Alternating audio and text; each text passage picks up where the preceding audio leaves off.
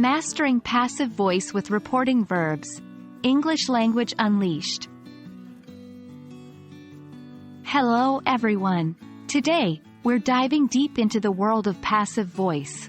Specifically, we'll be focusing on how to use passive voice with reporting verbs.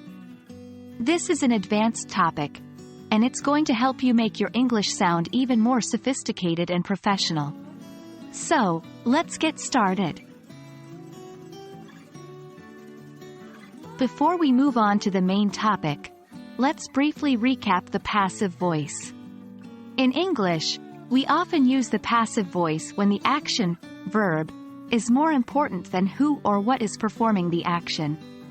It's formed by using be plus past participle of the main verb.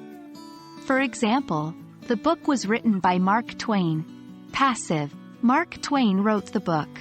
Active. Now, let's move on to reporting verbs. These are verbs that we use to tell someone else what another person said, thought, or believed.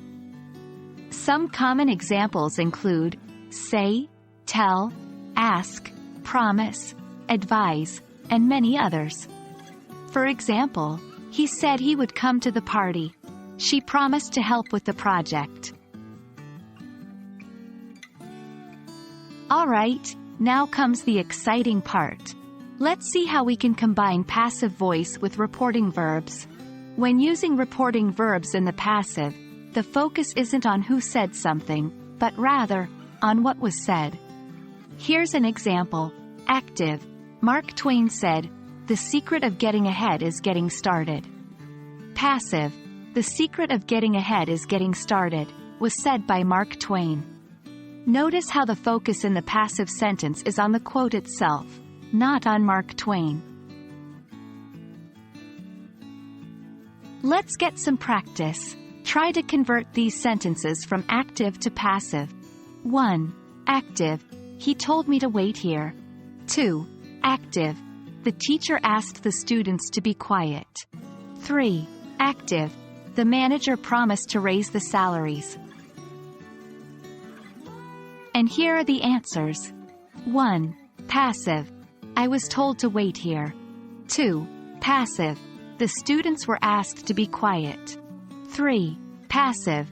It was promised that the salaries would be raised. Remember, it's not just about getting the right answer. It's about understanding why the passive voice is sometimes the better choice, depending on what you want to emphasize in your sentence. And there you have it. You now know how to use the passive voice with reporting verbs. It might seem challenging at first, but with practice, you'll master it. Remember, using passive voice allows you to focus on the action rather than the person performing it, and this can really elevate your English language skills. Keep practicing, and you'll see improvement in no time. See you in the next lesson.